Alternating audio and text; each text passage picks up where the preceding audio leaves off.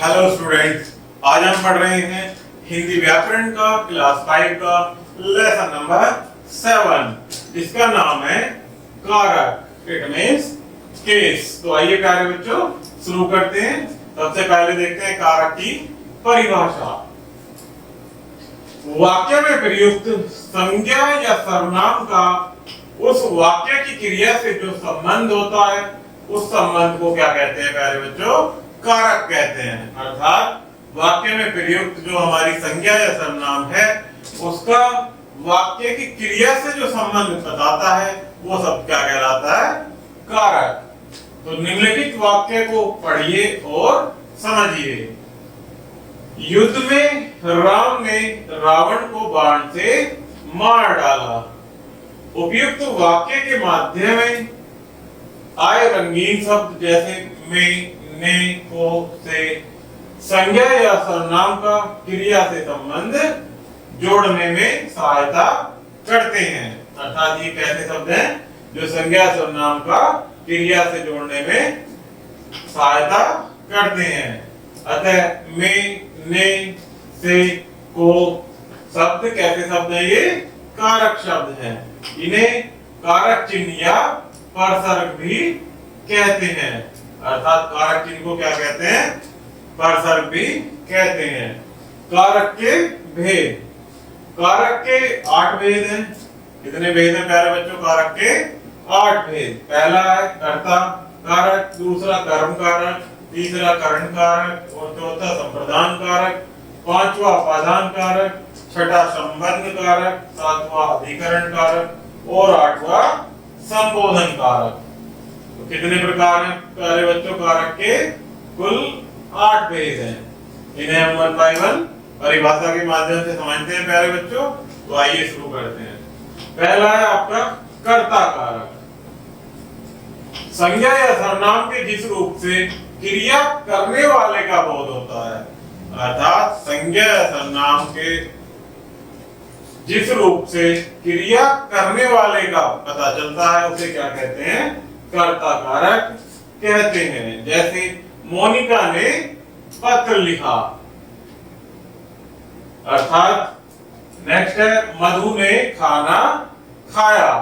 इन वाक्यों में मोनिका और मधु क्रियाओं को करने वाली हैं। अर्थात जो क्रिया कर रहे हैं वो कौन है? वाक्यों में मोनिका और मधु। पत्र किसने लिखा? मोनिका ने।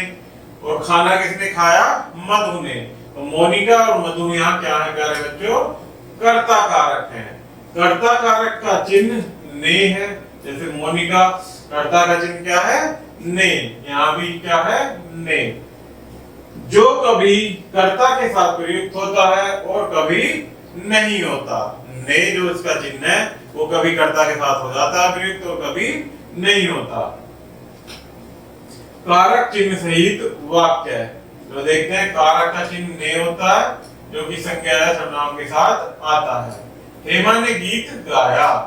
और यहाँ कारक रहित अर्थात कारक चिन्ह रहित वाक्य। जैसे यहाँ बताया कि कभी कर्ता के साथ प्रयोग होता है और कभी नहीं होता। तो ये उदाहरण है जब कर्ता का विभक्ति या चिन्ह नहीं प्रयुक्त होता। हेमा अब पढ़ेगी या हेमा ने अब पढ़ाई की। तो ये क्या हो जाएगा?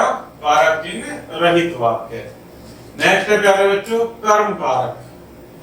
कर्म कारक वाक्य में प्रयुक्त जिस शब्द पर कर्ता द्वारा किए जाने वाले कार्य का प्रभाव पड़ता है, उसे कर्म कारक कहते हैं। अर्थात वाक्य में प्रयुक्त जिस शब्द पर कर्ता द्वारा किए जाने वाले कार्य का प्रभाव पड़ता है। जैसे उदाहरण के माध्यम से समझते हैं कि रमेश ने सुरेश को पुस्तक दी, मालिक ने नौकर को बुलाया।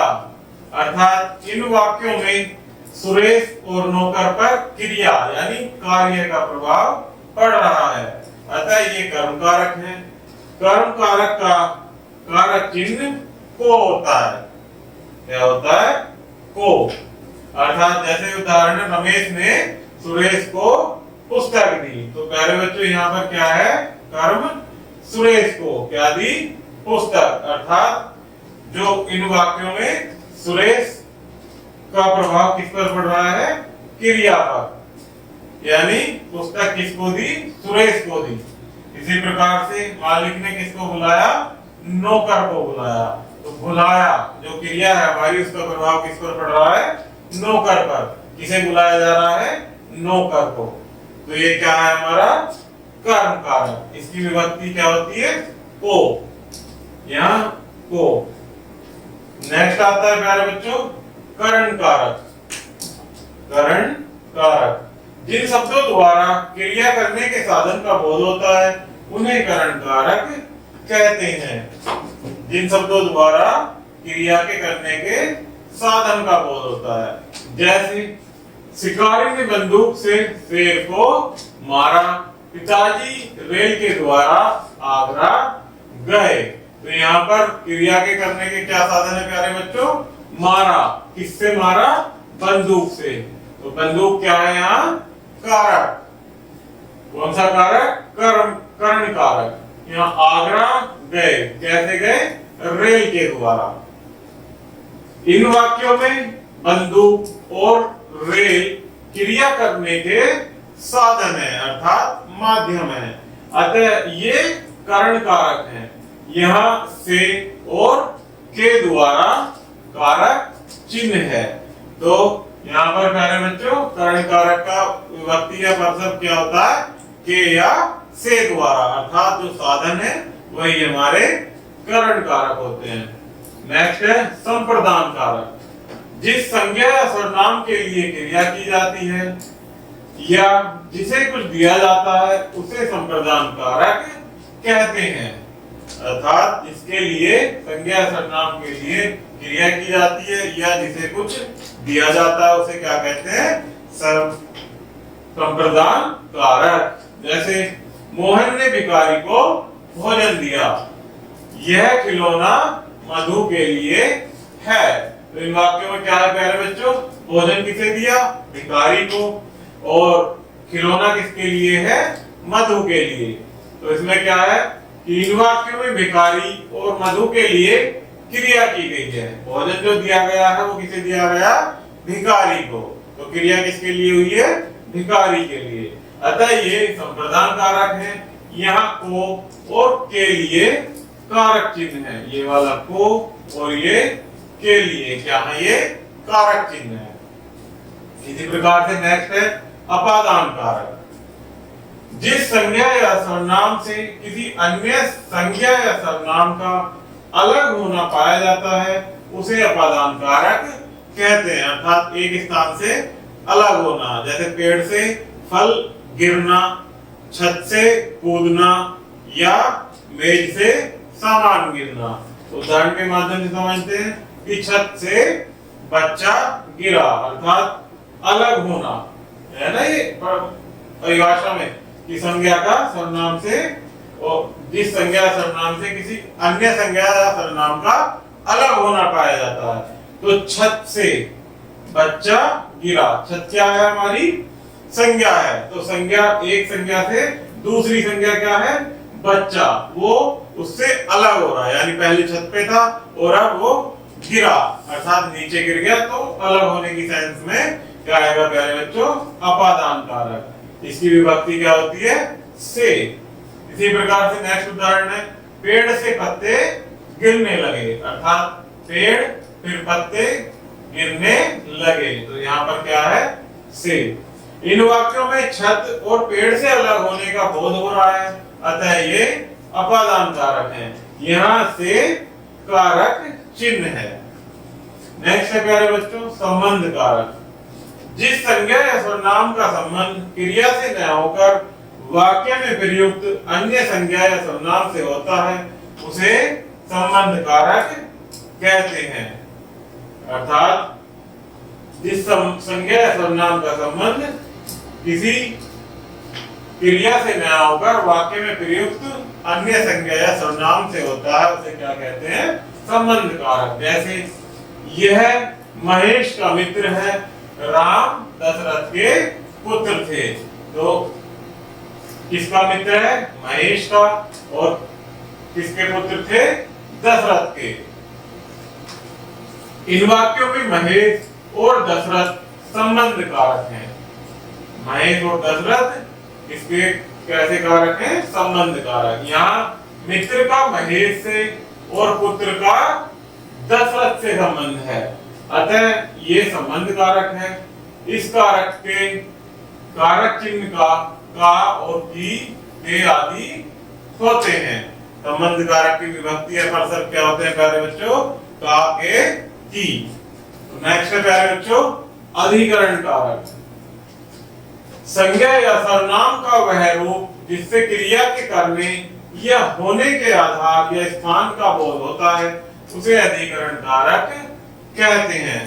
अर्थात संज्ञा या सर्वनाम का वह रूप जिससे क्रिया के करने या होने का पता चलता है, अर्थात उसे क्या कहते हैं? अधिकरण कारक। जैसे पेड़ पर बंदर बैठे हैं, संदूक में जेवर रखे हैं। इन वाक्यों में पेड़ और संदूक क्रियाओं के आधार या स्थान का बोध करा रहे हैं। संदूक और पेड़, पेड़ पर बंदर कहाँ बैठे हैं? बैठना कहाँ पर है? पेड़ पर। इसी प्रकार से जेवर कहाँ रखे हैं? संदूक में। तो क्या कह रहा है प्यारे बच्चों परिभाषा के माध्यम से? इन वाक्यों में पेड़ और संदूक क्रिया के स्थान का बोध करा रहे हैं, अतः ये अधिकरण कारक हैं। इस कारक के कारक चिन्ह या विभक्ति पर और में है। क्या है? पर और में। कहाँ बैठे हैं? पेड़ पर। और जेवर कहाँ रखे हैं? संदूक में। नेक्स्ट है संबोधन कारक। जिस शब्द का प्रयोग किसी को पुकारने या सचेत करने के लिए किया जाता है उसे संबोधन कारक कहते हैं। जैसे हम ईश्वर को पुकारते हैं, हे ईश्वर सबकी सहायता करो, तो यहाँ हे ईश्वर क्या है प्यारे बच्चों? संबोधन कारक। इसी प्रकार से सोहन घर जाओ, सोहन घर जाओ, तो सोहन क्या है यहाँ पर? संबोधन कारक। इन वाक्यों में हे ईश्वर और सोहन शब्द संबोधन कारक है। संबोधन कारक का संबंध न तो क्रिया से होता है और न ही अन्य किसी शब्द से होता है। इसके पश्चात संबोधन चिन्ह ये वाला डंडे के साथ नीचे बिंदु या अल्पविराम लगाया जाता है। ये क्या होते हैं प्यारे बच्चों? जैसे यहाँ ये लगा हुआ अल्पविराम और यहाँ पर ये वाला संबोधन चिन्ह लगा हुआ है। ये क्या होते हैं इसकी चिन्ह? संक्षेप में जानिए। तो यहाँ प्यारे बच्चों कारक, उनके चिन्ह और टिप्पणी दी गई है जिनसे हम पता कर सकते हैं कि ये कौन सा कारक है। तो आइए इन्हें समझते हैं एक बार। पहला होता है कर्ता कारक, जिसकी विभक्ति अभी हमने पढ़ी है, चिन्ह या जिसे कर्सर बोलते हैं। क्या है वो? ने। टिप्पणी कैसे पता करेंगे ये कि करता है? कि जो कार्य करता हो उसे क्या कहेंगे? कर्ता कारक। नेक्स्ट है दूसरा कर्म कारक। इसका चिन्ह होता है को, जिस पर क्रिया का प्रभाव पड़ता हो उसे क्या कहेंगे? कर्म कारक। थर्ड है करण कारक। हमने पढ़ा इसका चिन्ह से या के द्वारा। इसका पता कैसे कर सकते हैं? कार्य करने या क्रिया का साधन, अर्थात रेल से जा रहे हैं या बंदूक से जानवर को मारा, तो इसमें साधन क्या है? बंदूक। और जाने का साधन क्या है? रेल। तो उससे पता कर सकते हैं हमारा करण कारक। नेक्स्ट है फोर्थ संप्रदान कारक। को या के लिए इसका चिन्ह है, जिसके लिए क्रिया की जाए। नेक्स्ट है अपादान कारक।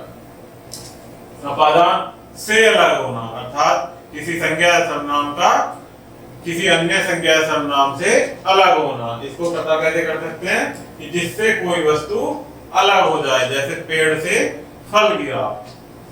सिक्स संबंध कारक। इसकी चिन्ह हमने पढ़ा का, के, की, जो परस्पर संबंध जोड़े।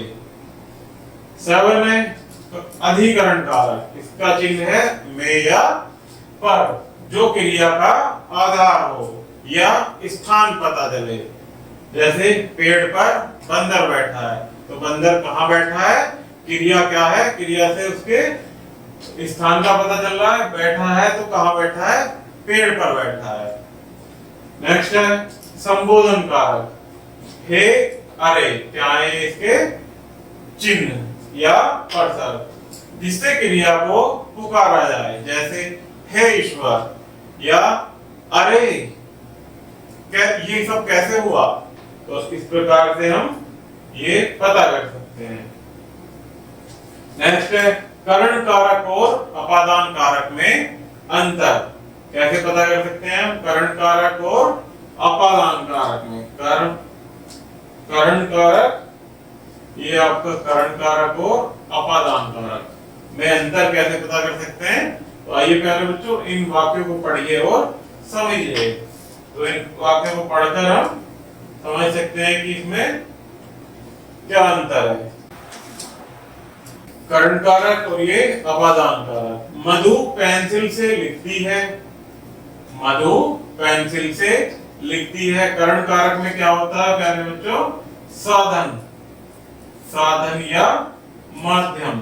किससे लिखती है मधु, पेंसिल से लिखती है। वे कार से मुंबई जाएंगे, कैसे जाएंगे, कार से। अपादान कारक में क्या होता है, आसमान से ओलों की वर्षा होने लगी। अपादान का मतलब होता है प्यारे बच्चों एक तरीके से अलग होना, अर्थात आसमान से ओलों की वर्षा होने लगी। ओले पहले कहाँ थे, आसमान में, अब वो नीचे आ गिरे, तो इसलिए क्या हुआ प्यारे बच्चों, अपादान कारक। गंगा हिमालय से निकली, गंगा कहाँ से निकली, पहले हिमालय से में थी और अब हिमालय से निकल गई, तो क्या हुआ प्यारे बच्चों, अपादान कारक। उपयुक्त दोनों कारकों में से कारक चिन्ह का प्रयोग हो रहा है। करण कारक में इसका प्रयोग साधन के अर्थ में हो रहा है। यहाँ क्या हो रहा है, साधन। मैंने बताया अभी आपको कि साधन लिखती है किससे, पेंसिल से। जबकि अपादान कारक में इसका प्रयोग अलग होने के अर्थ में हो रहा है। तो इसमें ये क्या है प्यारे बच्चों, करण और अपादान कारक में अंतर है। तो प्यारे बच्चों ये हमारा कारक का लेसन यही समाप्त होता है। आशा करता हूँ कि आपको वीडियो जरूर पसंद आई होगी। धन्यवाद।